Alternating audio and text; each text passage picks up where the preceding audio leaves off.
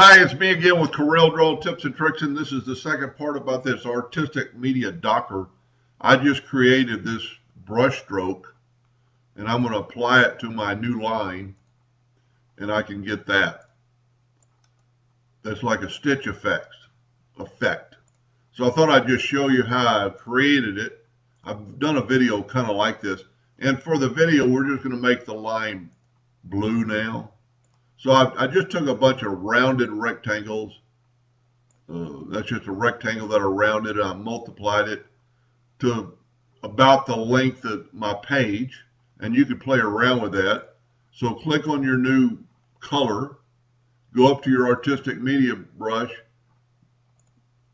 And right here, save artistic media stroke. And you can see I have stitch 3. So I'm going to make this stitch 4. It's that easy. It's saving it under the right type file. Now you actually have to use it first to get it to generate up here on the last used deal. But if you click on your line now and use the last one, it's going to make basically stitches or anything you want to do, and then you could still, like in the previous video, you can change the thickness of it, and this is pretty cool. Now, you would never use blue. Mainly what I do is laser engraving, but if you wanted to just have part of an object stitched, and you could do the same thing with your break in your line, but this is a little fun, and you've got it there if you ever want to. Let's just try it. I don't know if it'll work on a circle, but why wouldn't it? Now, that's why it doesn't work on a circle perfect, because those two are a little bit too close.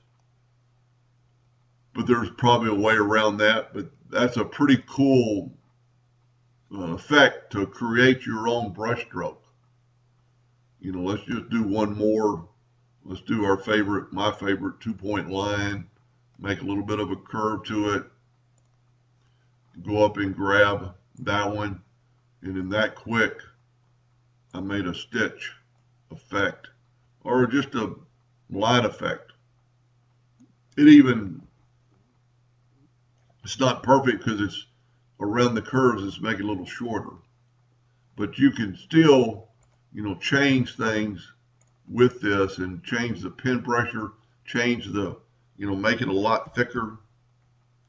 You have to click on your item to make it thicker. You have to hit the artistic media tool, and let's make this 1 inch. Anyway, I truly hope that helped a little bit, and thank you for watching.